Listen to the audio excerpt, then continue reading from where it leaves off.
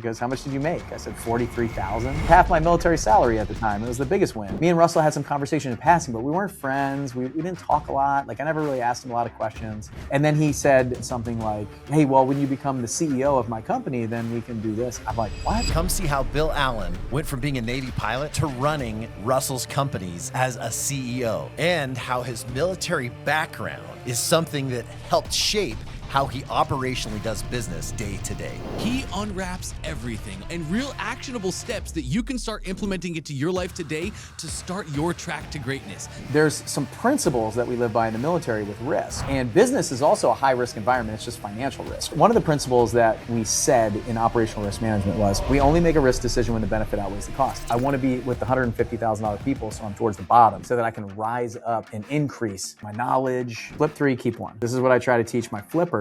You can't keep everything. You got to have some active income and build long-term wealth. Today, we have none other than Bill Allen. Welcome back to another episode of ClickFunnels Radio. I'm Chris Cameron, and joined with me, as always, is the awesome Dante Torelli. We've got a good one today. Dante, are you ready? Man, I'm stoked. I've heard about Bill, or our guest coming up. I've heard about our guest quite a bit. I've not had a pleasure to meet him. We just talked a couple minutes in the green room. I'm excited for this one, Chris. This guy is the man. Well, you guys just heard a little bit about him on that kind of intro. So, Bill, you started as a Navy pilot. Is that something that you always wanted to do? You're just like grown up. You're like, oh my gosh, I want to be a pilot. How'd that start? No, not really, actually. I didn't know what I wanted to do at all. So I knew I mean, at the time I thought I had to go to college, like the late 90s, mid 90s. Like everybody thought? Yeah. Like my parents, my dad's an engineer and he was in the Navy. My dad was on submarines. So he was like, I don't care what you do in college, son, but I'm not paying for it. And so you got to figure out a way to pay for it. So it was like sports, or he had this thing he was pushing me towards, was his Navy ROTC scholarship. So it was like, let the Navy pay for your school. And I was like, all right, I'll apply for that. And I was an athlete. I was a soccer player. I had some full rides to different colleges for soccer. And I ended up taking this Navy ROTC scholarship. And I remember I didn't want to do it. Like, they were waking me up at 6 a.m. in college. I was hanging out late at night and having fun. And I'd have to go run and work out and then wear my uniform. And it just has kind of a drag. I went to a normal college, not like Naval Academy or anything. And so only 2 days a week I had to wear my uniform. And then on Thursday, I would like casually take it off after my class in the morning and just try not to get busted on Thursday when I wasn't wearing it. And I didn't know what I wanted to do. Like it wasn't like growing up watching Top Gun, like a lot of my friends that were like, I want to be a pilot. Like most of the pilots I feel like that I flew with, they knew they wanted to be a pilot. Like they were fighting to become pilots.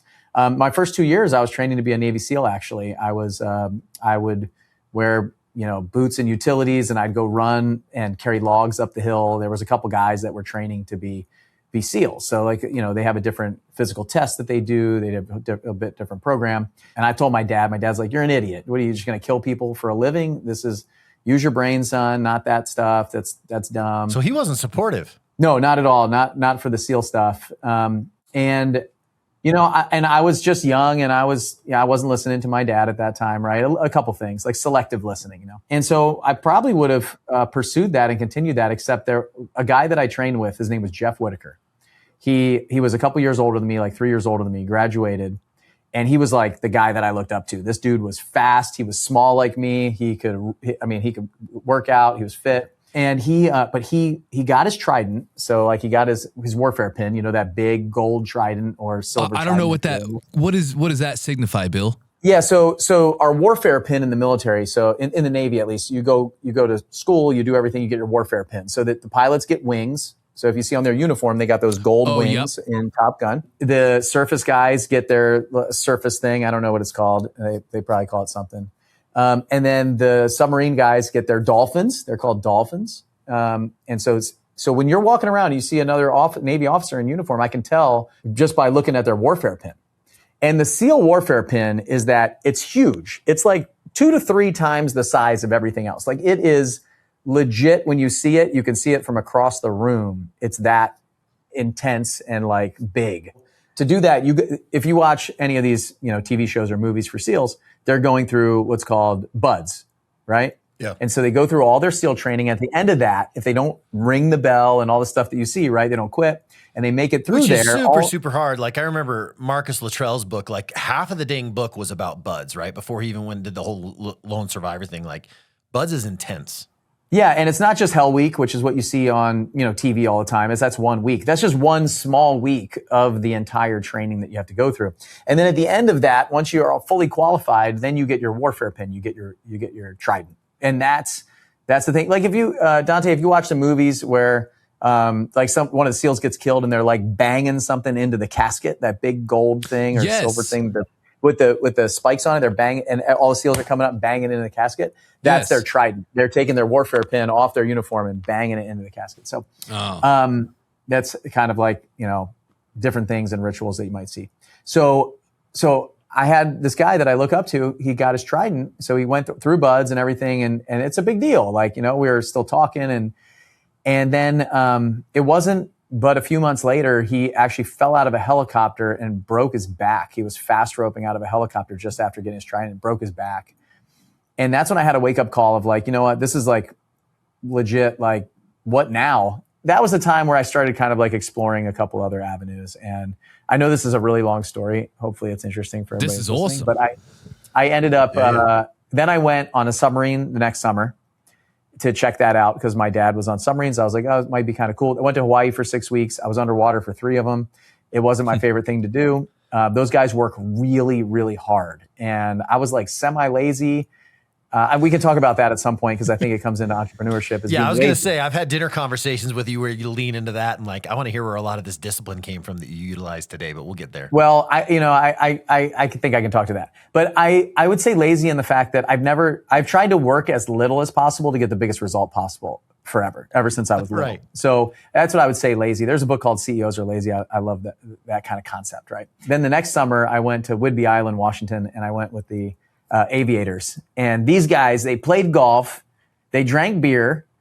Most of them that weren't married were kind of like chasing some girls around and stuff, And it was like what you see on Top Gun. It was like these guys, they were like screwing around and flying airplanes. And I was like, man, this sounds pretty, this is kind of nice. Like I could do this job. I don't want to be on a submarine all the time and then working my butt off nonstop and so stressed out. These guys don't have a life.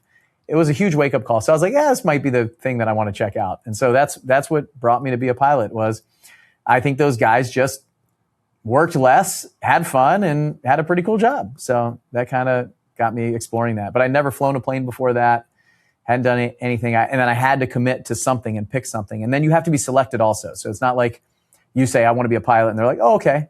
Or I want to be on subs. You kind of put in your dream sheet and then they pick for you.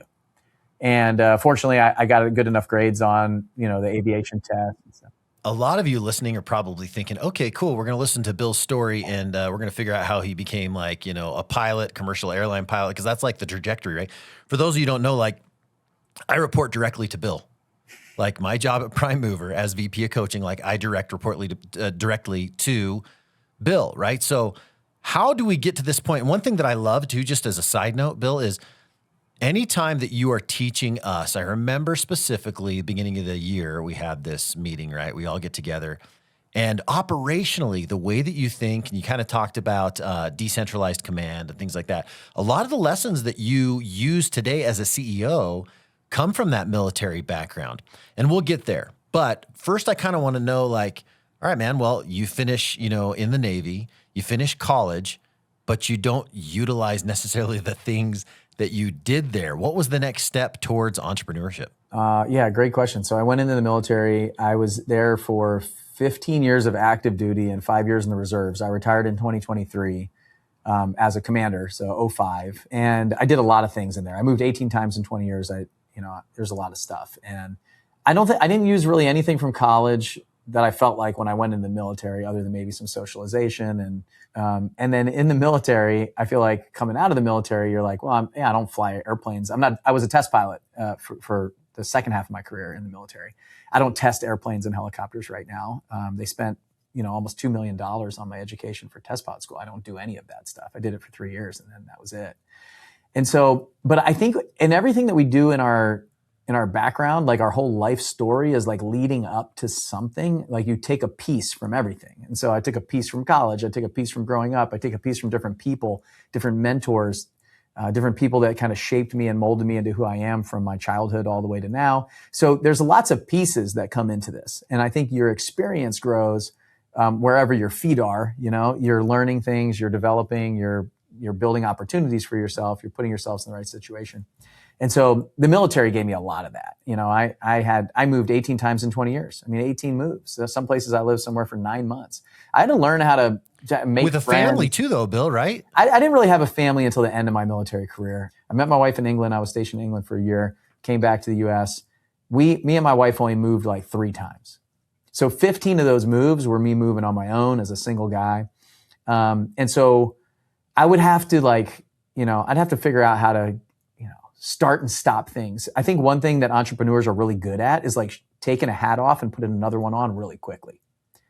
And so a lot of that was probably flying. Flying, you might have to shift a mission in the middle of the flight very quickly. You have to adapt. We call it semper gumby sometimes. So like just be always flexible. Like be flexible all the time. Adaptability and flexibility was a huge piece in what we did. Even though you have these checklists that you follow to a T, but you've got to call audibles. For sure. Yeah, you got to know when to put that checklist down and pick another one up though. And so a lot of people ask me like, how do you do so much? Number one, I have really good people. So that's one thing that I think the military did great is they put me in a room with amazing people who were pre-vetted most of the time, right? We have, I'd say if I could choose somebody who had a military service or a civilian, without knowing anything else and just saying, if I had to put money on who I would pick to be in the company or go to war with or do whatever we were doing, I would go, I don't know, 60-40 military right out of the gate, maybe higher. And I'm not saying that just because somebody's in the military means they're a good person or they have a good background or they know what they're doing. But those people, number one, chose to do that job. We don't have to draft anymore. So they chose to do this. Number two is they strip away all your identity and whip you into shape pretty fast. And number three is like they have some discipline. Like in order to get wherever they got, you gotta have a high level of discipline and sometimes attention to detail and things like that. So I took a lot of pieces. So you asked me like how did I get to entrepreneurship? I wanted to make more money on the side. So I got into real estate part-time, just on the side. I just wanted to flip some houses. This was when you were in the reserves or you were active duty? I was active duty. Yeah, I was active duty. Okay. And I was moving from San Diego to Pensacola and I bought a house. It was in 2009 when everybody told me not to buy a house. I was watching the flipping TV shows. The flipping TV shows got me into that.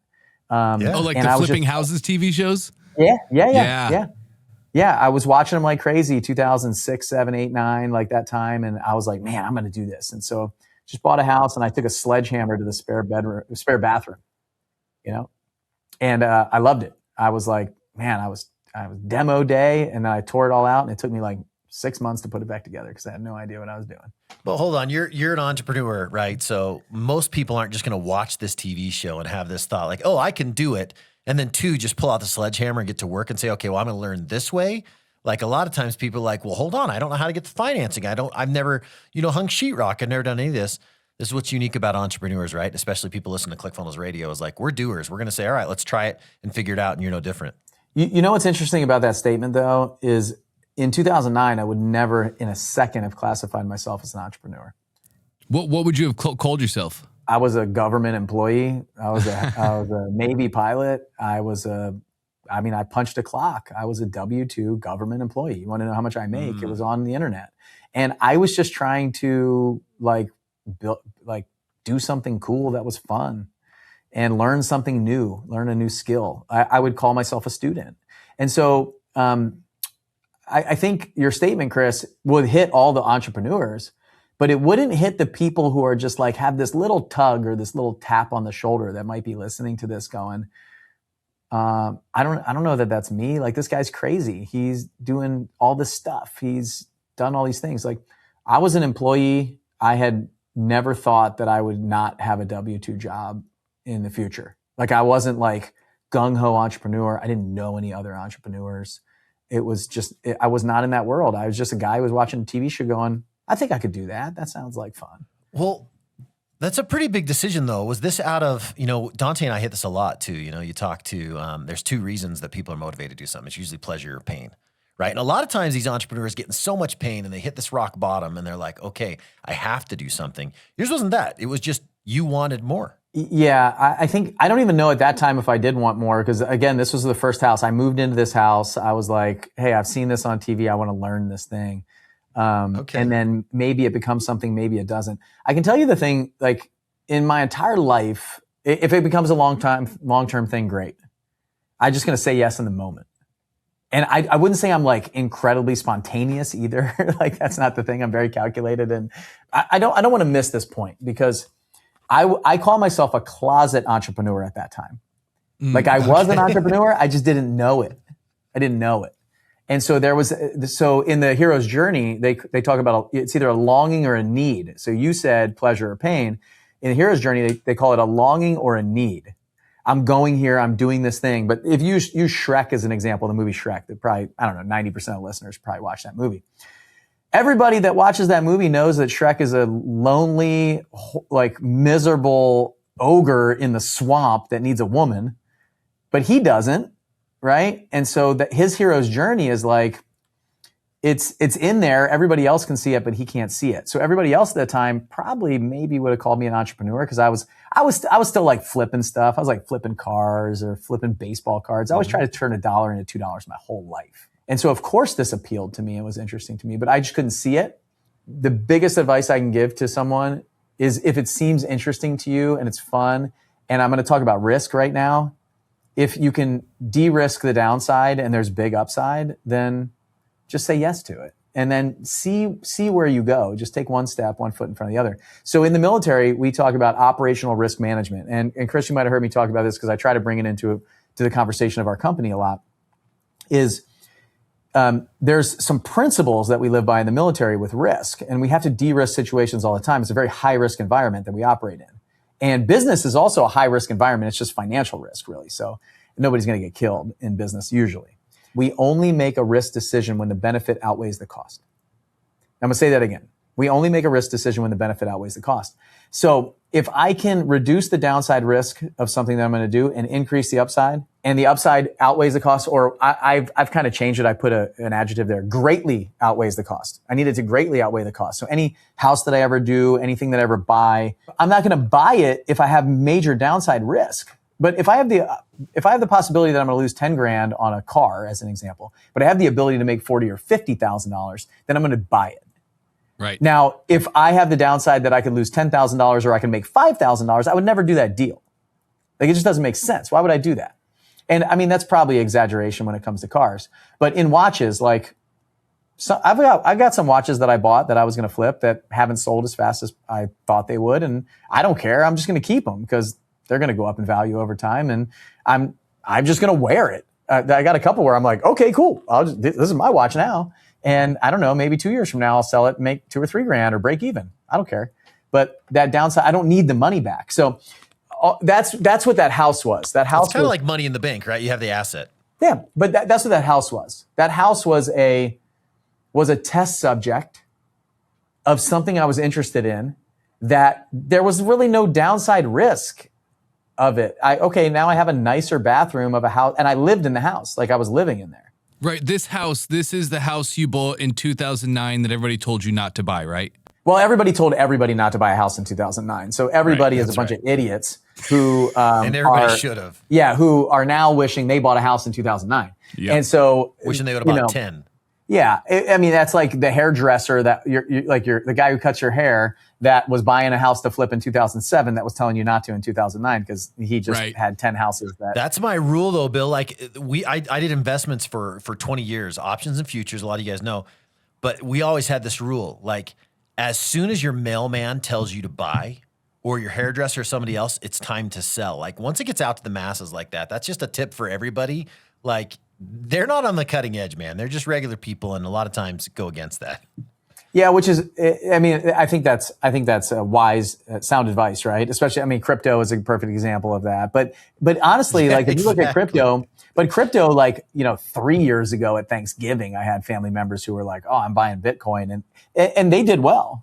I would say, it's all just a matter of time. Like, so the problem is once those people start talking about it, it might not be instantaneously that that's a bad idea, but it is coming.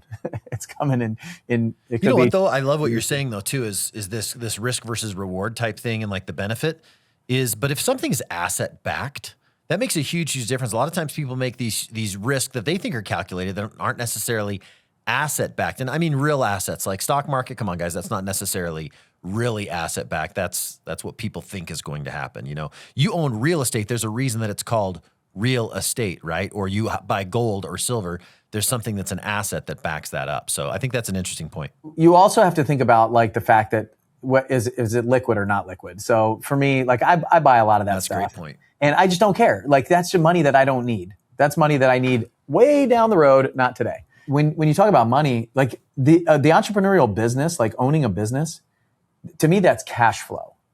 Okay, it's not necessarily an asset. I'm going to pull money out of that business and then I'm going to go invest in things. And I think that's something I've done better than, I don't know, probably like 99% of the people that I've met in the entrepreneurial world is they think their business is going to run forever. And so they put their money back in their business and think they're investing.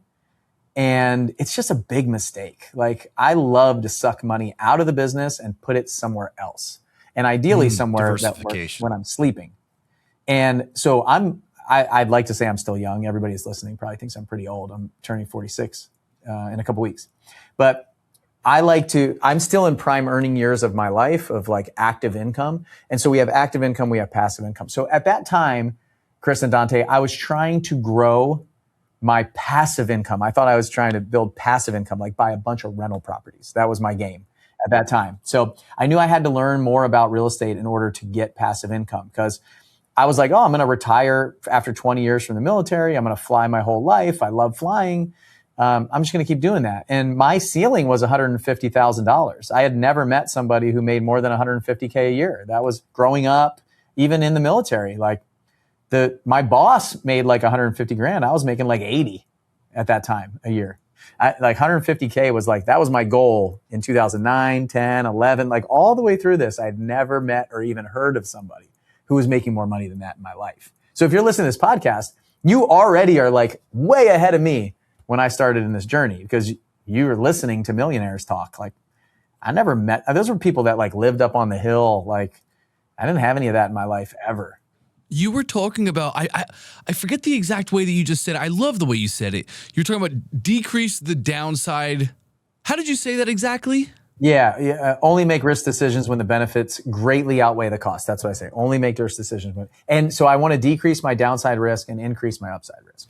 You want to decrease the downside risk. Potential. Downside risk, and the upside potential. Yes, sir. So I want to be honest, Bill. I hear a ton of people, especially at this point in the game, be like, yeah, I'll just hold on to a Rolex for a couple other years. But, you know, when you're first starting out in the game, you don't maybe have the bankroll, the cash flow, or the ability to do that. So what are some ways that people can decrease that downside?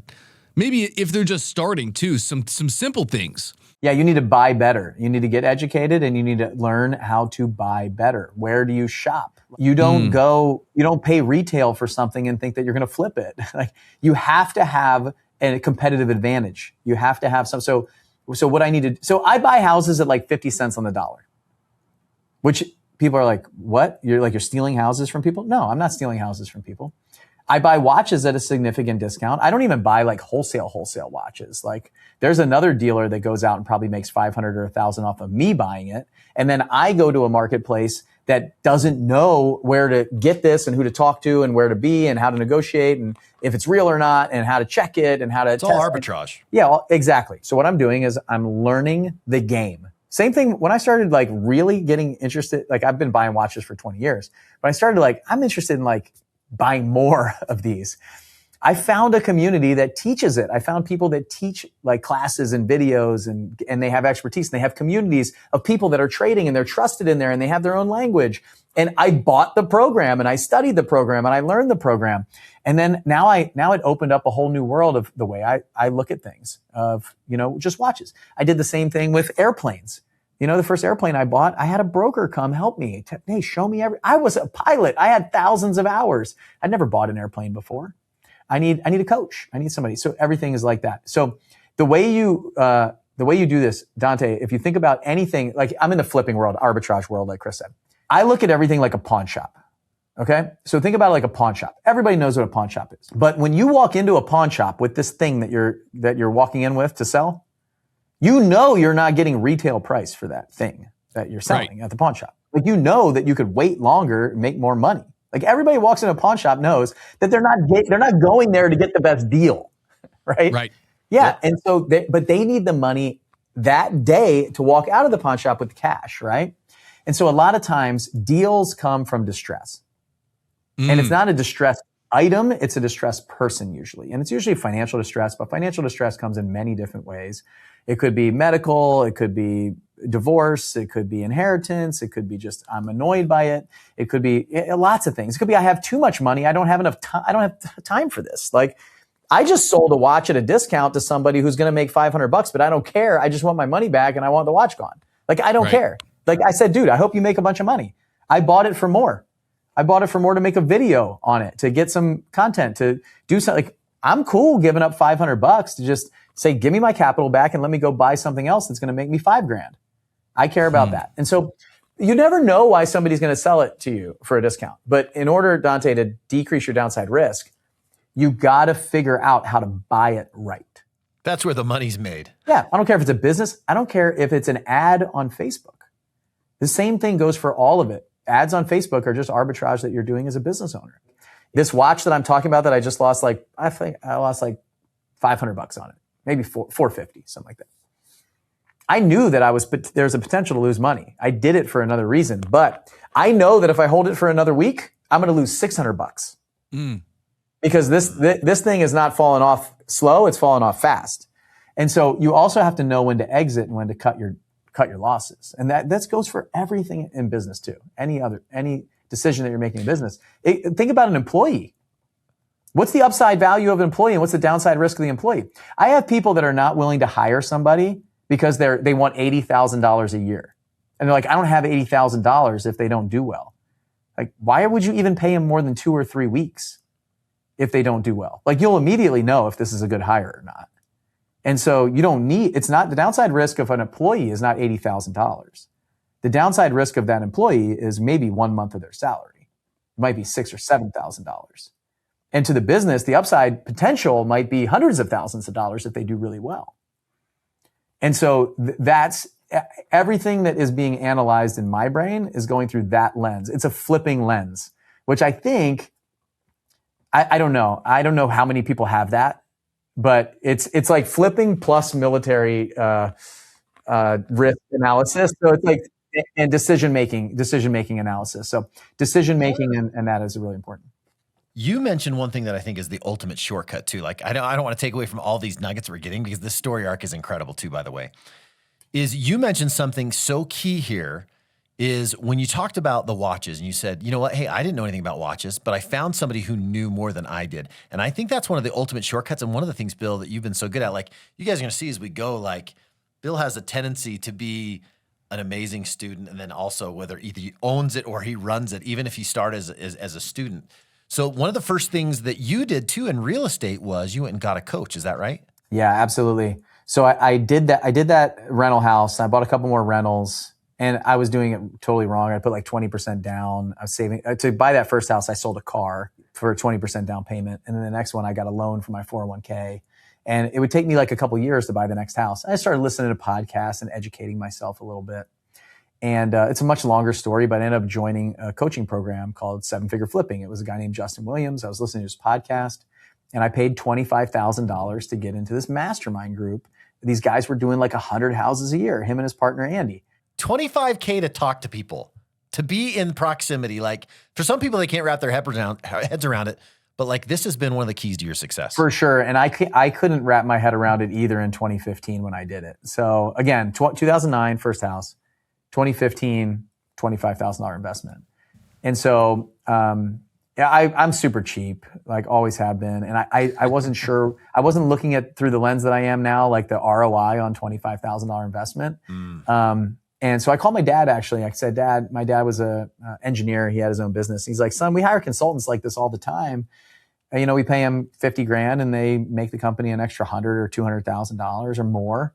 he's like, how many houses are these guys doing? I was like, hundreds. He's like, how many did you do last year? I said, 1. He goes, how much did you make? I said, 43,000. And he's like, well, can they help you do? Which is a huge win, though. Oh, it was a huge win. It was half my military salary at Yeah. the time. It was the biggest win. I mean, it's changed my entire life. And he said something I'll never forget. He goes, do you think that those guys could help you do like one more house? I go, well, they better be able to help me do one more. I want to do 12 next year. I did one last year. I want to do 12. And he's like, well, if they helped you do one more, you make $43,000 more. Like, why are we even talking right now? Let's go, Dad. Come on. And then he said something that like floored me and made me say yes to coaching. He said, it doesn't sound like you don't believe in them. It sounds like you don't believe in you. Whew. And it's like it knocked the wind out of me. And I was like, all right, I'm doing this $25,000 thing. I just flipped a house, made 43 grand, and I put 25 grand on my credit card that I was going to pay off afterwards. So from the sale of that house. And so joined the program, and like you said, Chris, proximity. I didn't even know if it was proximity. It was more like, I thought, I was paying for a system. I was paying for blueprint effectively, I was paying Shortcut. for somebody who had already done this and could help me figure out how to get there. Cause I knew that I had potential and that where I wanted to go, I just didn't know. I didn't have the map. I didn't know. I didn't have directions to where I was going. And so I went to that first meeting, and I ended up doing 67 houses the next year. I had a goal to do 12. You had a goal of 12 and did 67? Yeah, 67 Most people, when they houses. set that goal, they hit it. They're like, okay, cool, we're there. You're like, no, let's quadruple that. Yeah. Or whatever. But I mean, it was just going well. So, I mean, why would you stop? So it wasn't easy. It took me like 4 months to get my first deal using their system. So that's the other thing that I see a lot of people do is they quit too soon. And so, I just 66 or whatever in 8 months. It was about 8.5 months that we. That's did nuts. 7 houses. Yeah. And this is by following a framework that they had. Did they have the right connections that they're introducing you to? Like, how else did they help? No, not really. Not like that. I just basically, I'm really good at building my own Frankenstein model from other people. And so I just watched what they were doing. I observed, and then I did it myself. Andy McFarland, Chris. And so Andy was sending out a specific postcard, and he was, pulling a list one way. And so I just watched the video, and then I did the thing. It was easy. It was like, watch the video, just do what he told me to do. People will pay somebody for their advice and their information, but they'll only listen to like 60% of it or 80% of it. I see the same thing, Bill. I was just going to want to talk to you about this. Like, so they gave you a recipe. And you did the recipe. 2 eggs and a cup of milk. You didn't say, well, let me do 1 egg, half a cup of vegetable oil, and half a cup of cotton. You didn't change the recipe. Coach said, I think it'll work better. Yeah, I think this will work better. Me with my extensive knowledge. Coach said do this, and Bill did this. That's it. Yeah. And the hard part is, so obviously, I've been coaching people for a long time myself now. And I know that they're doing it. I know it's happening. The problem is, and I see all 3 of us, we can sit on this podcast and be like, yeah, that's stupid. Like, why would they do that? Okay. That's, first of all, it's not going to help. So, because we know that, like if you talk about, story arc and hero's journey, like we already came back with the elixir. We already figured it out. Like, you got to follow the recipe. Right. But when you're in it, you're like, I'm not sure about this. And let me tell you where it's breaking down today in 2026. There's too many people in your ear. This is what's happening. You're listening to too many voices. Way too many. We're starving for wisdom and drowning in information right now. The problem is people are listening to like 3 different podcasts, or they're paying 3 different coaches, and every coach is giving them slightly different advice. And so the key to my success is Vishal. Vishal inside of Inner Circle, he has the saying, one coach, one approach, which I love. That's definitely his, not my unique saying. But I've always just had that coach and turned off the noise. So like Daniel-san didn't, like Mr. Miyagi told him to paint the fence and wax the floor. He's like, paint the fence, And so, and he didn't realize everything that was happening under the surface. And that's what happened to me for 4 months in that program, was it was all happening under the surface. I was putting in the reps. I was starting to learn a little bit about this. There's a saying, I'm not a karate guy, but there's this thing called Shu Ha Ri. There's a principle. It's a framework. It's a karate framework. Shu Ha Ri. And I studied this because it was really interesting. It was like my journey. Shoe is like, you're just going to do the thing over and over and over and over again in karate. It's just like punch and punch and punch, or block and block and block. It's like what Daniel San's painting the fence, right? And you just do it over and over and over again. So I never question my coach. I never question like, is this going to work? I mean, there were probably times where I was like, man, it's not working the way I thought. Maybe I need to work harder. I need a little tweak. I'd go back to him and ask for some advice.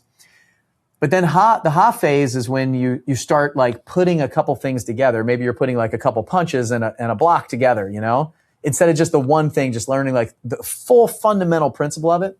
Then you start putting it together. And then the re phase of this whole thing is when the student actually could become the sensei, where you start actually like bringing some of your own thoughts and some of your own technique into the whole thing. And so like, but it's like years before you start doing that. And so I see this in business is like in the beginning, I'm a student. I'm just a sponge, and I'm 100%. If I'm going to commit to a process, I'm going all in. Like I am listening to you. Like Dante, if you're my coach, like, okay, cool. Like I chose you for a reason. You had the experience. You did the thing. You have the life that I want. You have all the things that I want. I believe that you are my path to get there. Like I committed, I'm paying you. Now I need to keep my commitment. You know, it's not like, oh, it's getting hard. Dante's an idiot. He doesn't know what he's talking about. I'm going to go listen to somebody else. No. I picked you for a reason. Like I picked you. I invested in you. And this is probably because I'm so cheap. And if I invest $25,000 with somebody, I am getting hundreds of thousands of dollars out. Right? And so I went to work in that community. I went to work in that program. Well, I started seeing real quick. This is just like books though, too, right? Everybody reads a book and then they want to read 100 books, but they don't do anything from any of those books that they had. Same exact principle. I just read one book over and over and over again. Grand. I just read one book. Extreme Ownership. Yeah. Oh, I read that a lot. I actually just picked up another 50 copies. I love it. There you go. But I read the book. I used to be that, read 50 books or 100 books. I thought that's what entrepreneurs did. But really in coaching, like, I don't know. I think for everybody listening, it's easy for us to say, like, follow the whole recipe. The problem is when you're not getting the result that you want to get, or you're living in fast forward mode, like 2026, everybody is, and you need the result today and you think it should come faster. Like, just listen to the person that you hired. Like, you hired them, you picked them. There's a reason. Like, go all in. Like, stop dating 5 coaches. Like, just one coach. Be monogamous. You don't think they've seen those landmines too? Like, my gosh, you know, if you're like, oh, well, I don't like him in this scenario. It's like, dude, that guy's walked through that landfill before. Like, he knows where those mines are. But there's so many like demons that we have of like, oh, but he did it at a different time than me. Personal belief. Like, no, the principles are the exact same. Okay, the principles are the same. The strategy might have to be tweaked a little bit, and the tactics are going to change over time. But there's principles, strategies, and tactics. The principles never change. Your coach knows the principles of success. Okay, if they've had success and you underwrote them and you picked them. And then the strategies are going to change based on market conditions and different things and stuff like that. And then the tactics are going to come and go all the time. So that's like AI is just a bunch of like different tactics, different softwares to use and stuff like that. In all of that, I think that's the key to my success. Did 67 houses the first year, did 135 the second year, did 187 the next year, did about 200 houses until COVID. And then we do about 50 or 60 houses a year now since COVID. It's just a little different landscape, a little different decision for the business. Not to mention the syndications that you're running, the funds that you're raising, and all this other stuff you're doing. And so capital raising and helping other people make money passively is really important to me. And you know, doing the best I can with the responsibility that I have for their capital. I've probably raised over around $150 million for deals. A lot of that is recycled over time. Like, I'm double counting. If my aunt invests $100,000, I give it back to her and she puts it back in, I'm counting that. So. But you know, that's kind of been my world of helping other people reach financial goals with the superpower that I have, which is real estate. You know, recently I put together a bank that pays. I can't say a bank. I shouldn't have said that. I put together a fund that pays 8% interest, 8%, and nice. It's just like anybody can put it in. It's insane. It's so incredible. I mean, accredited investors, but you can put it in and get out fully liquid, 8%, kind of like like you would if you would invest in CDs or money market savings accounts or things like that. But money market account which are at very similar, 3.5, 4. Yeah, maybe, yeah. So we try to double that, and then I'll take it and arbitrage it, like you talked about, Chris, and use it and still have liquidity if you ever want to take your money back out. So well, I'm a customer too, guys. Like, I mean, Bill and I'll tell you just a funny story. Bill and I am miking him up at Funnel Hacking Live one time. I have this fun role where I get to kind of be speaker concierge. And I said, yeah, I got a little bit of capital I need to invest. And then, a couple months later, I'm investing in some apartment complex in Cleveland with him, which is awesome. But that's besides the point. That's just fun. You mentioned this thing, and here's what I wrote down. I wrote down kind of this trajectory that happens that I see you do. Student, master, teacher. And almost in that order, and I think that's kind of what you were explaining here. So Justin and Tara have this 7-figure flipping. You dive in, you become one of their greatest success stories, but there's a transition that happens. You're like, well, hey, maybe I want to take this over. Talk to us about that. You ended up buying the company. How did that happen? I did. I think you got to become a great student before you can become the master, right? And I don't know if master is probably not the right word. If we found something else, I don't think I ever find mastery in anything. Let me just get as good as I possibly can, but I'm constantly proficient. Learning. Yeah, proficient's great, but the master, I don't know. I feel like that's the top of the mountain. I'm always climbing it. So that's the other piece is I think you have to be a perpetual student. So I'm always learning and refreshing and things like that. So if school gave me anything, it taught me how to sit front row for the things that I love and devour them. Not everything. There's a lot of things that I hate, but I'm not going to sit front row. I have no interest in being there. That's what you got to find. If you're listening to this and you're like, I don't know what to do. I know I need to use ClickFunnels and I need to build this. I have something inside of me. And it's just if once you find the thing that you kick the sheets off your bed and you would do for free, because I did that with houses. I did that with marketing. I do that with my farm now. I do it with watches. Until I get bored with it, I'm just going to kick my sheets off the bed. I don't care if I get to hold an amazing watch and I break even. It's great. I love it. I wear it for a day maybe. And so that's a piece of it. And with Tara and Justin, I jumped in. I had a lot of success. They asked me to become a coach. He was like, "You're doing it for free. You're already teaching people inside the community, and you're a leader. Let me pay you for it." And so I became a coach. And then he asked me to become the COO to kind of run the company behind the scenes. Because I had he didn't have a lot of operational. His mind. He's very much a visionary and entrepreneur that was all over the place. A lot of entrepreneurs don't. Yeah, they need somebody who's organized and an operator, right?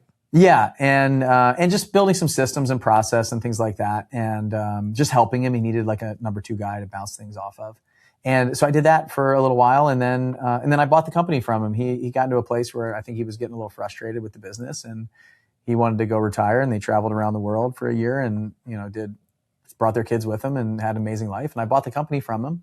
And then I brought in a couple small partners and, scaled up the business. We've done really well in 7-figure flipping. So for me, you asked kind of why would I do that? I was thinking about going to start my own coaching business, but I love that community. I was there, I was in it. Those were where my people were. I grew up there. Why would I go start another city when I love the city that I grew up in, And so that's such a great point. So I loved it. And I thought, who else is going to take over for him other than me? There's really nobody else to pass the torch and the baton to. And it was just a really cool story. And I saw potential in it, decrease the downside risk and increase the upside opportunity, which I did. That was what I saw. That's what I wanted to do. It was inside of me. I think God puts, things on our heart and points us in the direction that he wants us to go. Everybody's different, right? Me and my brother are very different. Same household, same upbringing, same parents, 2 totally different human beings. That's not by chance. This is a principle, man. This is a principle in life, though. I tell my kids this. I remember my son, he's like, man, I got an A-, and that's the only one that I've got. I want to get straight A's. And I said, let's go talk to the teacher. He's like, what do I say? I said, I don't know, go figure it out. Play the game, figure out what you need to do. It's not all knowledge-based. I love what you're saying here, Bill, is everything's a game. And if we could all look at school and be like, okay, what do I actually need to do to get the A? It might just not be getting all the knowledge. And I think that's actually kind of what's broken about it. But I think entrepreneurship is the same thing. You just said it. It's a game. And I think about this all the time. I love to play games, but I only love to play games that I know I can win. And so if I don't think I can win, I'm not going to play. And so that's something that I understand deeply about myself. Like if I don't have enough knowledge or information or background, or I don't think that I'm going to that I'll do that well, like I just focus my efforts and energy on the area that I think that I can make the biggest impact. Chris, you mentioned Prime Mover and working for Russell and all the stuff that we do together. I remember when he was asking me to do this job, I said, it's probably a no. Well, you guys are sitting in a hot tub, right? Like you guys are literally there and you're just talking about like, I'm a great number 2. You guys are sitting in a hot tub.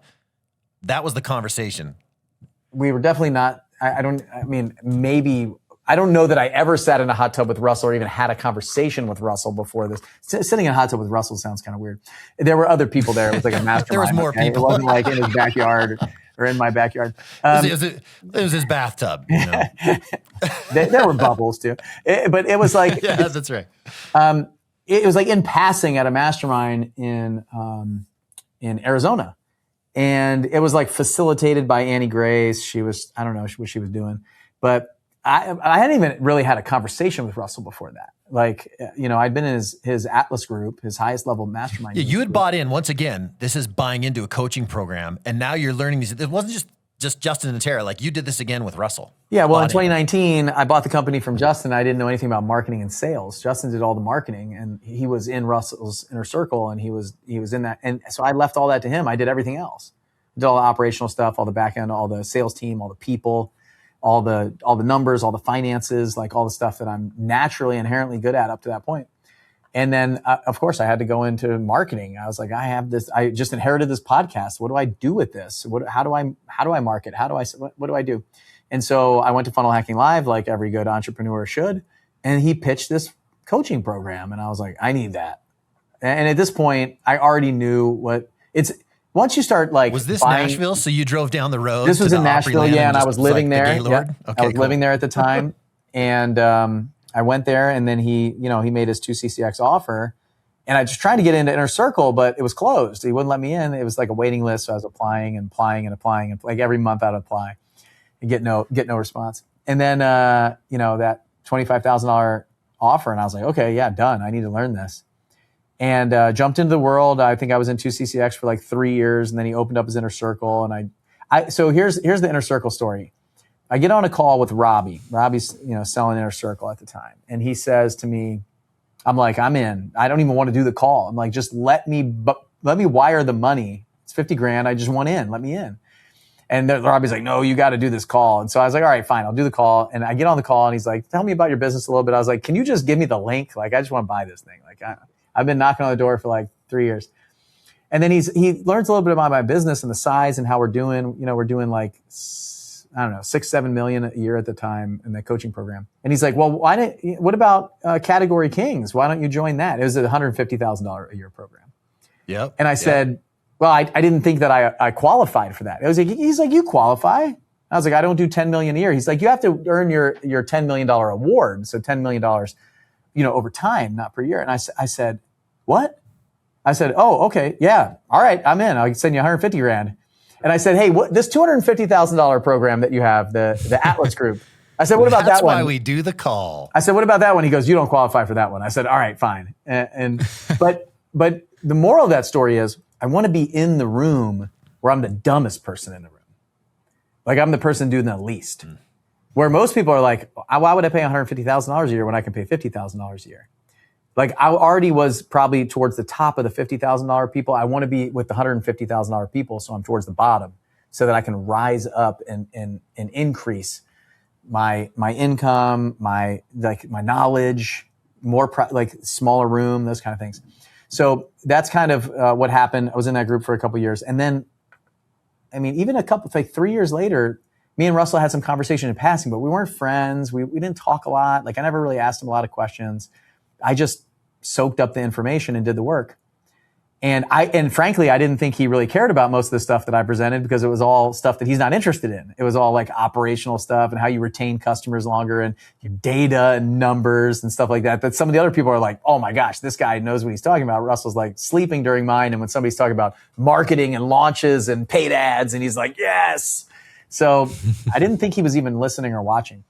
And then he said, he said something like, hey, well, when you become the CEO of my company, then we can do this. I'm like, what? This was just like in passing, random.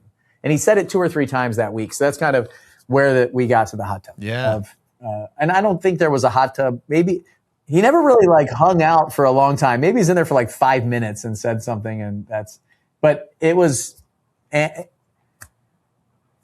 didn't think I could win the game at first with Russell and his company until I went to go do research. So I flew out to Las Vegas for the virtual FHL.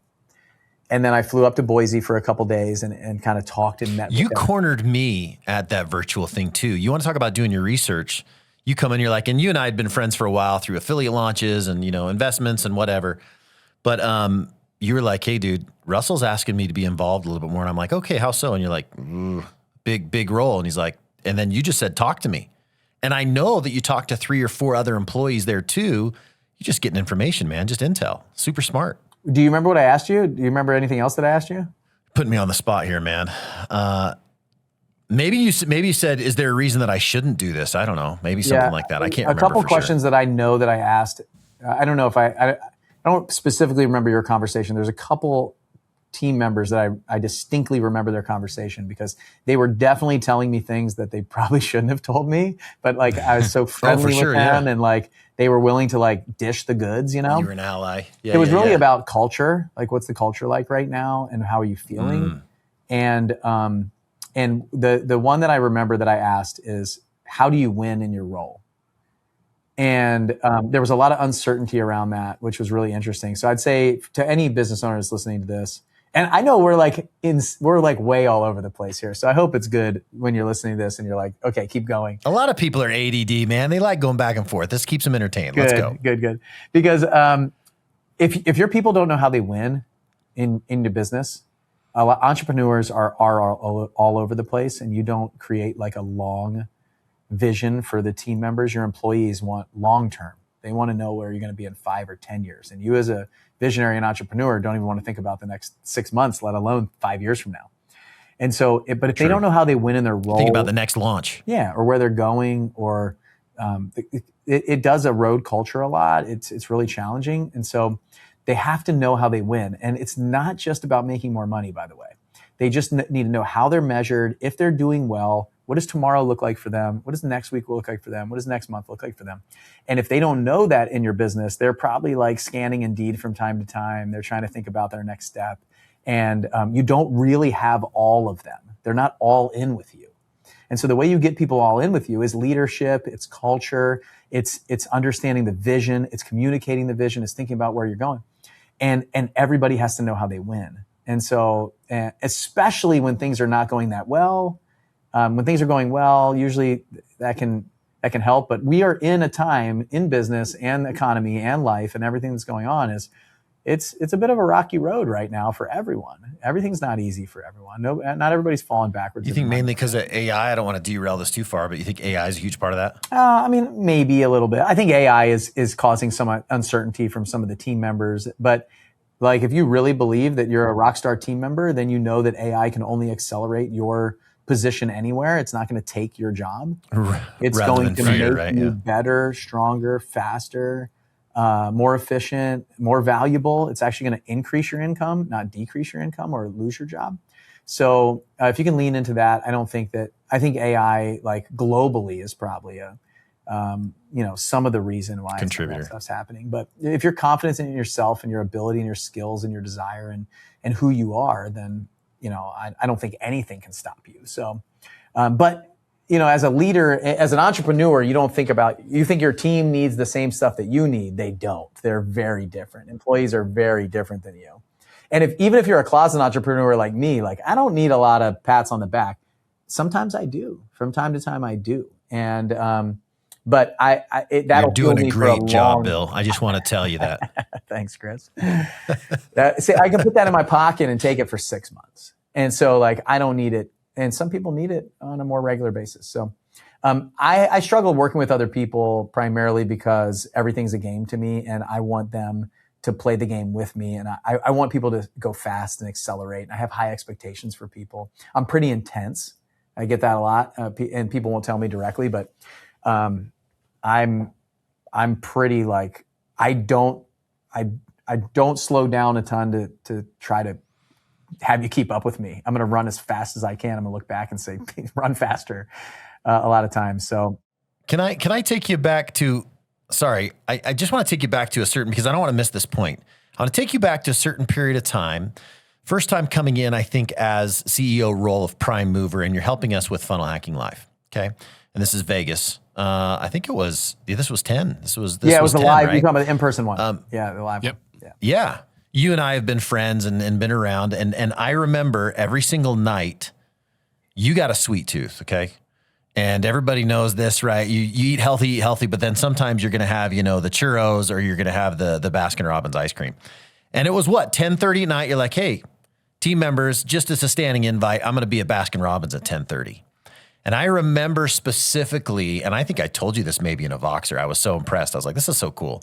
You just sat there, and I remember team members would just start showing up, and you guys would just sit there, and we'd all hang out, we'd eat ice cream.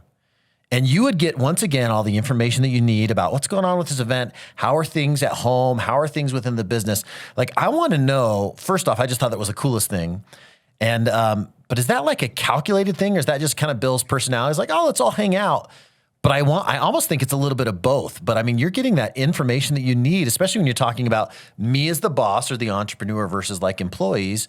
How do you kind of get to that point where you understand where they're coming from and help lift them up? Yeah, it was a great observation. I remember that distinctly. And we had some new team members at that time. And number one, I was trying to make sure that they felt welcome, included. I wanted to see how they were doing.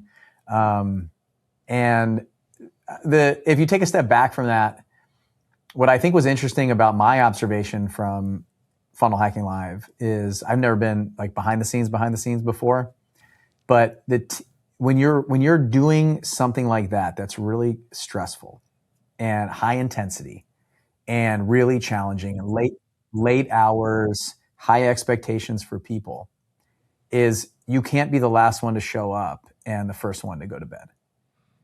If you're the leader, you have to be the first one to show up and the last one to go to bed. So the leader sets the pace. So if you think about that, leader sets the pace. You can it's like, whatever. It's a race or whatever it is, a game. If the leader is like blowing off a meeting, showing up late, whatever that is, like the team members notice. They might not say anything, but they're going to notice. I was the new guy on the block. I was also the guy who had probably the biggest title at that point, right, of the company. And so I had to establish myself as the leader. And so in order to do that, John Maxwell has an amazing book called 5 Levels of Leadership. And Chris, I think you were involved when we went through I don't know if you were there actually. I did a 5 Levels of Leadership training for our leadership team. I think it was a little bit before you came into the quarterly meetings. But that 5 Levels of Leadership is amazing. And the first one is just like, people want to work with you. Like they want you around. Like you're just, you have to lead by example. And so I knew that I could not go to bed early. Like I had to be, and it wasn't just the socialization piece. Like, you don't want, there's times where I know people are like, oh, you don't really want the CEO to be here because we just want to like blow off some steam and not feel like we're on the clock or we're talking about this stuff. So, but at that point, I didn't even feel like that. I felt like I was part of the team, I was just like another person that was there. Like they probably weren't looking at me like that. It was very obvious by the way people were talking that they weren't thinking about me like that, which is great. And so I just wanted to set that tone and that standard of I am going to stay here as long as it takes for us to get the work done. And I'm going to be right alongside of you. I'm not better than you. I'm not going up. I don't have a suite at the Palms tonight. I don't have dinner reservations. I don't have anything else to do but be here with you, busting my butt, sweating, and I'm up earlier than you and I'm staying up later than you. And so, because then nobody can complain with you, whether it's books or whatever. Yeah, and you can't complain. Like if I'm doing the work, you can't complain for doing the work. Like we're all doing the work. And so, and I think that's just inherent in what I do. Like, dude, there's a book about the New Zealand All Blacks that talks about, I forget the name of that book, but the All Blacks are like the best rugby team on the planet ever, period. It's indisputable. And they talk about sweeping the sheds. Like when they got really good, they're like, they're saying is sweep the shed. It's like, I'll clean the toilet. Like, I don't care. I will do the work that is way beneath whatever my pay grade is and whatever my title is. I will do whatever it takes to get the job done and win. And I want everybody to see that, because my expectation of everybody on the team is that we'll all jump in there and do the work. And honestly, my favorite thing about working with Russell is he'll do the work. Like, he'll be the first one to show up and the last one to leave, and he'll put in hours and hours and hours and hours. And yeah, he might go on a vacation here and there, but I can tell you what, that guy works harder than, I would argue, anybody in our company, including me. And so my job, I would agree with that. He sets the pace. And so what that means is I got a lot of work to do, because I know he's in the suite working on his presentation. So somebody's got to be down at Baskin-Robbins building the morale.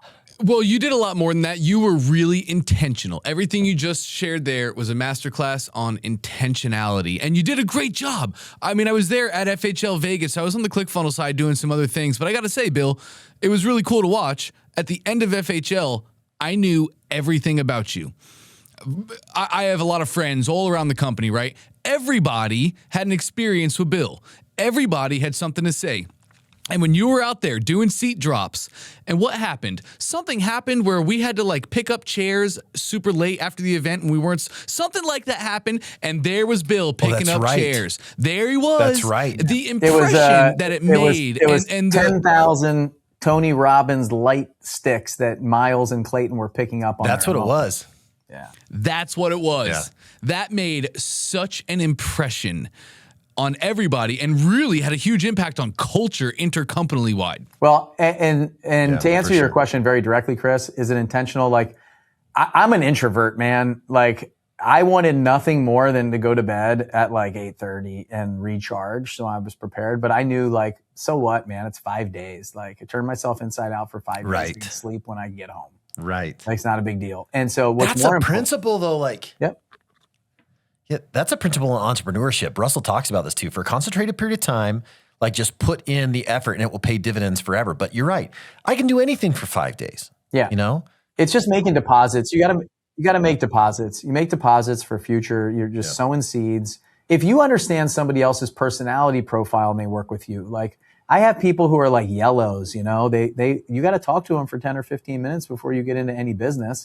I want nothing. I'm a red. And you're willing to do it, Bill. I want nothing more than to just let's get bottom line. Let's get off this call. Let's get to business. I got 3 minutes, but I know that I got to, how's the cat? What's going on? How's everything else going? You know, and that's how you get the most out of your people. But it's also how the people actually realize that you care about them. And so there's times in my life where I'm like, man, I feel like I'm like gaming the system and it's disrespectful to do that, but it's not. It's just, this is how we take care of people. It's how I've had so many previous employees come to me and say, hey, like, I can't even believe like the time that you spent with me to do this, and you letting me go, like firing me, was the best thing that you could have ever done, because you're right, I was in a position that wasn't right for me. And when you did that, you told me that 6 months or a year from now, I was going to find something that I truly love, and I did find it, and I appreciate you doing that because you care about me. And so I think if you care about the people will care about the business, then the business will do better. So I don't know. I guess Baskin-Robbins is some of that. Yeah, but I think that shows that you care too, is like understanding. And I've worked for other people that are just completely bottom line. You know, they're just like, okay, no, just tell me what's going on and we're done. But understanding, you're like, I don't know if I'm gaming the system or anything. Like, true, but understand too. I think that says a lot about you, Bill. Like, you understand that person needs that time to BS or whatever, or just build that relationship. And then we can get down to brass tacks and talk business. But I think that shows that even though that might be calculated, you even being self-aware enough to go, okay, hey, you know, Chris may need a little bit more time here just to talk because that was a rough one or whatever it is, right? And I just commend you on that one. Well, hey, before we move on, there's, you know, I'm trying to think through some of the relationships that I've struggled with in business, people that I've worked with. And I think usually where it comes down to is that they're not like open enough or willing to say what they need or show it or things like that. They like put a wall up. So I can't tell how we're interacting together. And so they want to, they're like trying to be somebody they're not, instead of just being uniquely, naturally who they are, and know their strengths and their weaknesses and leaning into it. And so like, if you're trying to be somebody you're not, or you're putting that wall up, and that you're never really going to have like ultimate satisfaction in your job and what you do. So I can think of like maybe 2 or 3 people off the top of my head where they probably think that I'm really cold, that they, we don't get along together. They hated their time working with me. And I think it was because I saw their personality profile, but every day they showed up trying to be somebody they weren't. Yeah, the adaptive like came out big time, like in the disc or something. Right? Yeah. I mean, it's very obvious like who they are and what they need, but they're not willing to accept that, and they're trying to be somebody they're not. So if I can give everybody any advice, it's like whoever you are, your personality profile, your characteristics, your strengths, your weaknesses, like just own the strengths, and it's okay to have the weaknesses. Like accept them. It's fine. Like I have lots of them. Yeah, they're going to be your superpowers in one place or another. I do want to ask this because I think some people maybe don't know, right? We're ClickFunnels Radio, and we are, yoked, right? Prime Mover and ClickFunnels, like we are really yoked. And you are the CEO of Prime Mover. And so, you alluded to this. There's a visionary and then there's the integrator / operator, right? And that's what you are for Russell Brunson on the Prime Mover side. Maybe just take a second and talk kind of how these two things complement each other and why, and some of the things that you're doing to, I guess maybe, I don't know if I want to call them blind spots, but fill in the gaps of Russell is just this gung-ho visionary and say, okay, now I need to operate, or cash the check that this guy's writing from stage, like make sure we can fill on all those things. I know that's a big question, but just those two things, like how do these two things work together, and then your role as operator? So like the two roles and the two people work together, right? That's what you're asking? Yeah. Well, I'm saying you specifically too, just with Russell, like some of the things you're diving into. Yeah. Okay. I just wanted to make sure you weren't talking about Prime Mover and ClickFunnels and how we work together. So you're talking about me and Russell, right? Well, yeah, I'm actually talking about both of those. This is a two-parter. It was very confusing. I apologize. I got it. When you have like visionary integrator, the interesting piece about me is sometimes you got these integrators that are like all operational and they don't have a lot of visionary behind them. I run a company that's done 8 figures a year. And so, and probably 6 different businesses before coming to work with Russell. And so what he gets with me is he gets somebody who's operationally sound, who can be I'm more of an operator than I am a visionary. And so you've got that. And then, but I could also hold a conversation with another visionary about the future. Like I can speak their language. And so I kind of look at it like if you got a homeowner that's trying to build a house and you have a builder, right? Like a contractor that's going to actually swing the hammer. Yeah. You need somebody in the middle that can that has a common language with the homeowner. The homeowner like has this whole dream of what the house is going to look like. It's like a general contractor or something. Well, that person is an architect. The architect actually can draw the plans to scale of exactly how to take your vision of your dream house and have somebody who gets paid less to build it, right? And so without the architect, the homeowner can't just walk in to, a carpenter or a builder and be like, hey, I have this whole idea of how I want to build a house. And so I think that's where I sit. That's this unique, I call it the Trinity. I feel like there's this Trinity, this 3 combo. There's a visionary, maybe an integrator, and there's somewhere in the middle, like an architect. And so the cool part is I feel like I've earned the right at the table with potentially Russell and even Todd to talk about some of the things that is more visionary related of like where we're going to go in the future as a company. And then also be able to take the 2-scale blueprint to the team and say, this is how we're going to do it. And so that's the disconnect in every business that I see that is doing anything like, I don't know, over 10 or $20 million probably is they probably have somebody like that theoretically, or multiple people, because the visionary is like so far on Mars and the team is like on Earth. And you need somebody who can kind of meet in the middle. The team can come up, but they can't come all the way to Mars. A lot of times what I see is the communication between the team and Russell is challenging just because he's so far in the future and they're like, yeah, but how do we do the thing? And he's like, I don't care how you do it. Just do it. Like I want to get there. And I can hopefully have that conversation and bring back a 2-scale drawing to the team to implement some of the things that we need to. And I also have a lot of trust in our team and our staff. I think I can also trust that the team is going to get that done, and I'm going to allow them to make mistakes and maybe, screw something up that isn't going to change the entire plan of what we're doing so that they can learn. So that's why I say like my job in the middle is very much managing expectations, empowering people, looking at data and numbers, trying to project the future, and you're right, fulfilling on a lot of the stuff that Russell says from stage. So I think that's the thing that most visionaries need. They need somebody who can come in and kind of translate the crazy ideas and concepts you have to actual production. Historically, we struggled a bit. From what I can tell, is basically like we'd have a bunch of people that would just say, "Let's do it. It's going to work." Like Russell would have an idea, and it's like yes. And so there was a lot of yes stuff. We'd have yes days pretty much every day, and I think it's and the problem with Russell is everything's a good idea. You know? Mm-hmm. So, yeah. There's a balancing act. Yeah. Trust me, I've been in all those rooms of like, you don't want to just shut down his visionary because you need to fuel that. Yep. But then we got to go fulfill on what's reasonable, right? And so I think that one of my roles that is the most challenging is how do I say no in a way that doesn't disrupt that level of ideation, the yes and structure. Yeah, it's a hey, let's think about this, or can we put this in the back pocket for a little bit, or if we do this, what do we have to stop doing? You're the perfect guy for that, by the way. I've worked with Russell for a long time, and you do a really good job of that. I know it's really challenging, but I think if I came out of the gate doing that, I'd been in big trouble. And if I do too much of it, I can get in big trouble. But I don't know. I think everybody, you got to feel it out. But if you're in that position, I think that's how you got to figure that out. You got to figure out how do you work together? How do you work well together? What's the cadence like? This is a game that I wasn't sure that I wanted to play, that I'm happy that I did. And we started with a 3-month plan, and then it went to 6, and I don't even know how long it's been now. And but we're probably approaching 2 years, and I think 2 years in September, so we're almost there. Holy cow! I know time flies, but it's not a big deal when you enjoy what you do. And I like doing new stuff, and we have new stuff every day. It feels like. And I'll tell you, the other piece is you also have to know how you win. And so part of my job is doing big deals, big negotiations, big money, big ideas, big stuff.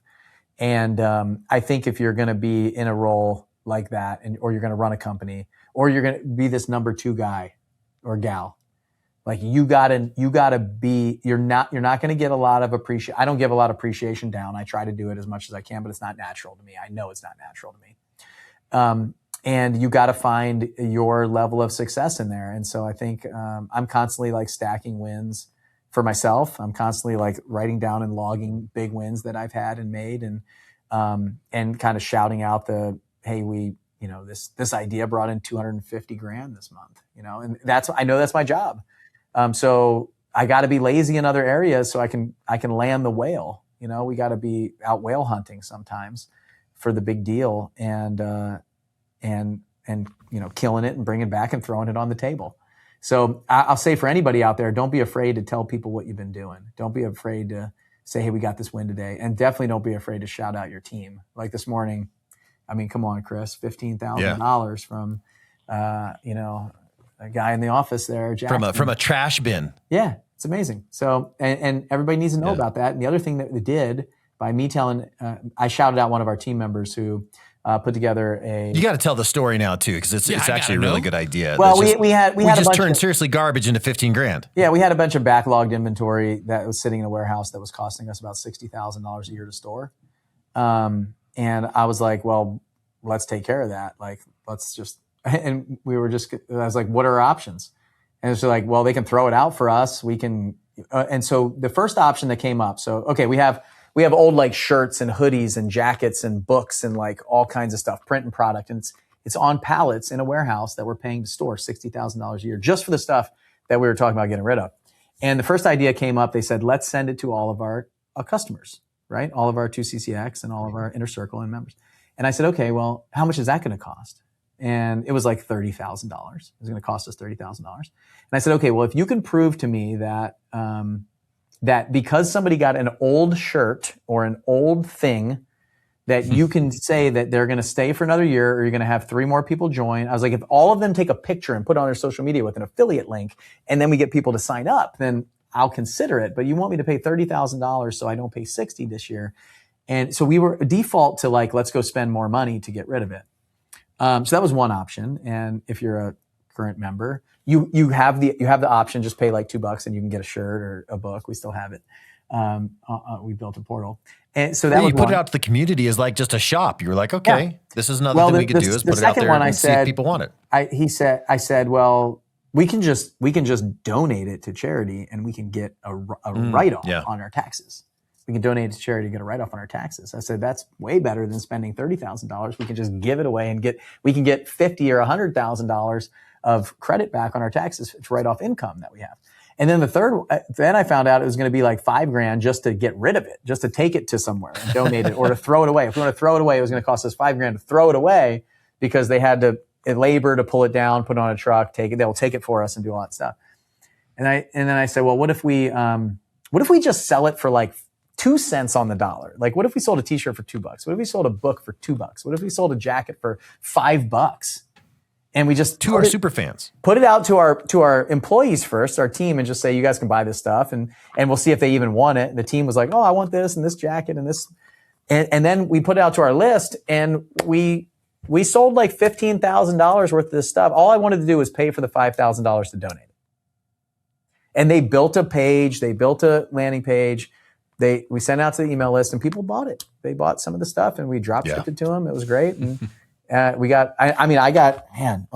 got these old Vans shoes in my office now. I got the backpack that I always want. I didn't even know we had Inner Circle backpacks. I got an Inner Circle backpack. It was like $10 or $5. I'm like, I think I spent $500 of that $15,000 at the shop. You know, I bought every single Extreme Ownership that we had in stock. Who Not How. I bought a bunch of those. We had like 400 of those. They were $2. $2 for a book? Oh my God. That's crazy. I'm going to give it away to anybody that comes to my office. I got a big kids event coming up in 2 weeks. I'm going to give it to all the kids.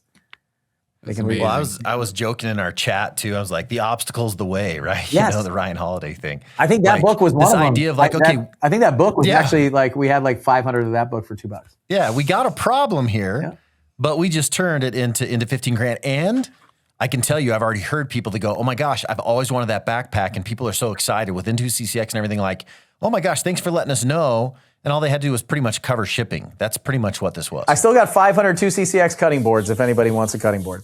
But there you go. We'll figure that Chris, out. to kind of like the reason why we told that story in the first place was Jackson was a big part of building that page.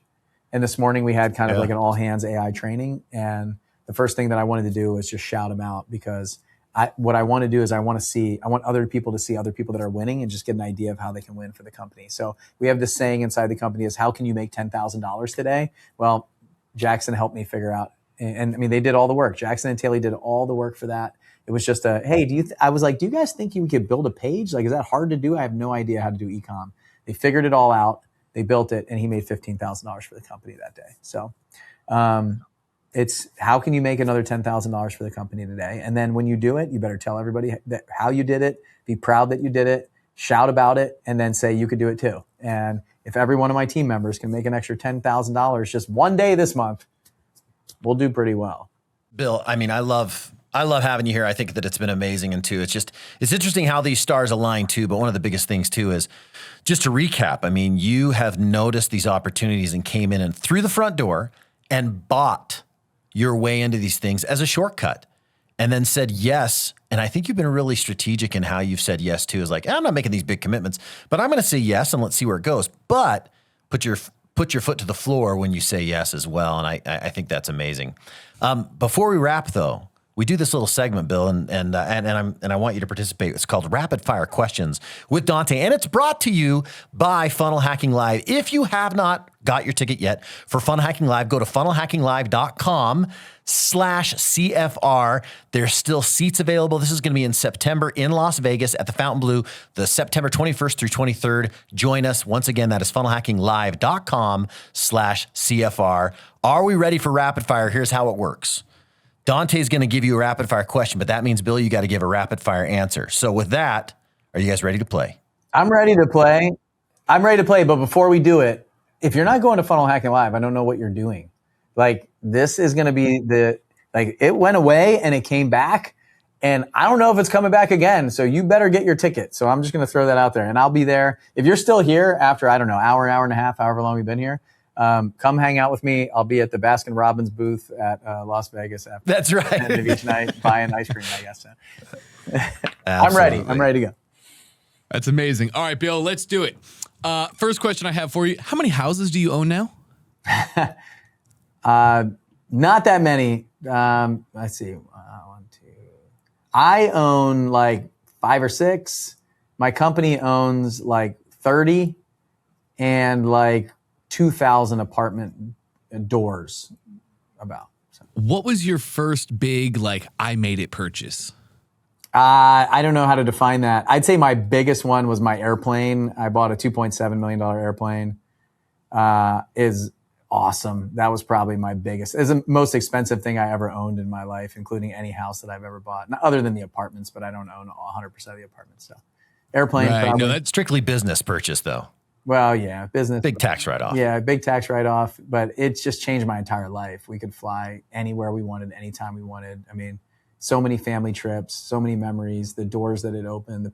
I flew Ed Reed, the safety for the Ravens, Super Bowl champ, Hall of Fame, Ed Reed, like insane. And I got to interview him on a podcast, and I can text with him if I want to now. Yeah, you guys get to check that out too. Like he'll interview these big names and stuff and people in our community, like while they're flying. Like Russell Brunson's was super fun to watch too. It's like, really cool. Go check those out. Okay, let's keep it going. Rapid fire. How many Rolexes do you own? I fed him some of these. Probably like today, probably like 30 maybe. How many do you think you've owned over your lifetime though? Yeah. I'm gonna kind of dig deeper. Yeah, probably like Total. Probably like 100 or 150 maybe, something like that. Wow. No big deal. Rolex is just one brand though. I have Yeah, right. I probably just a brand I that didn't most want to people- say watches because that could just be, we're getting into numbers now. I don't count that high. Yeah, Everybody knows Rolex. yeah. I'm curious, Bill, is there a rule, a golden rule of real estate or investing that you think all entrepreneurs should follow as well? There's a rule that I want to give. I'll give you. Buy low, sell high is a great rule, by the way. That's probably one that you should think about. Also, time cures everything in real estate. So if you can hold on to something longer, like time will always be your friend in real estate. But the one that I want to give you is flip 3, keep 1. So flip 3, keep 1. This is what I try to teach my flippers. They are flipping everything. They're not keeping anything. And this is also what I try to teach my buy and hold investors. You can't keep everything. You got to have some active income and build long-term wealth. So flip 3, keep 1. I actually really like that. Thank you for that. You have been an amazing student your entire career. What do you notice all good students have in common? We talked about this a bit on the show. Is they don't just learn, they also do. So you're learning and you're actually like putting it into practice immediately, like very quickly. They learn something and then they put it into practice quickly. But also they tune out the noise and they really kind of like listen, one coach, one approach, and listen to that one person that they've invested in. Earlier in the episode, you said most people don't know what their life is leading up to. What's Bill Allen's life leading up to? I have no idea. Ooh. Hopefully enough impact that when I eventually do pass away, that there's a stadium of people that actually have been impacted by me and something that I've done for them. So I think that's the deepest like feeling that I have, is that, you know, we won't leave a mark on the world big enough for what God put us here to do. So yeah, and not for any type of like ego, anything. I just want to really help other people to the point that, you know, we're all eventually going to die. And that's what I'm probably most afraid of, is dying without having a big enough impact that, yeah. So hopefully fill the stadium and people are tailgating in the parking lot because they can't get in. I love that, Bill. I love that. Okay, and I have one final question. Is passive income real or a farce? It's real. It's real. It's very, very real. The problem is you have to have money to create passive income. And that's what a lot of people don't talk about, is they think you can just like fall backwards into it. It takes money to make money. And so to have passive income, like truly passive income, some of it kind of exists, but you gotta have capital. So that's why I really teach people to stack their capital, build their active income, and then you can start taking some of that, take the excess and invest it in something that can become passive for you. Active income to passive income. Love that. Thank you, Bill. That's it for Rapid Fire. Whew, I was nervous. Bill, you've been an amazing guest. If people want to follow you or learn more about you, where should we send them? Number one, you should come to Funnel Hacking Live, hang out with me. Number two, I'm in Russell Brunson's Inner Circle, so you can join the Inner Circle and come there. And then number three, I'm also in Russell Brunson's AI community. So the new AI community that we're building, I'm there for sure. Anything that we do.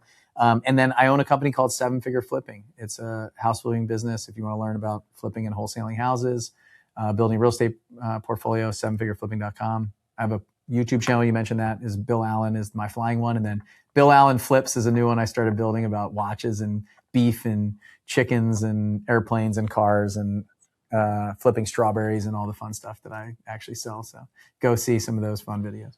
Flipping Bill, beef and awesome, strawberries. man. That's a hook if I've ever heard one. That is right there. Good way to end the show and hope that I from get being a invited back Navy to talk pilot about to farming. flipping strawberries. Yeah, that's right.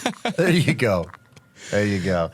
Well, thanks, Bill, guys. Thanks for joining us again on another episode of ClickFunnels Radio. We'll see you on the next one.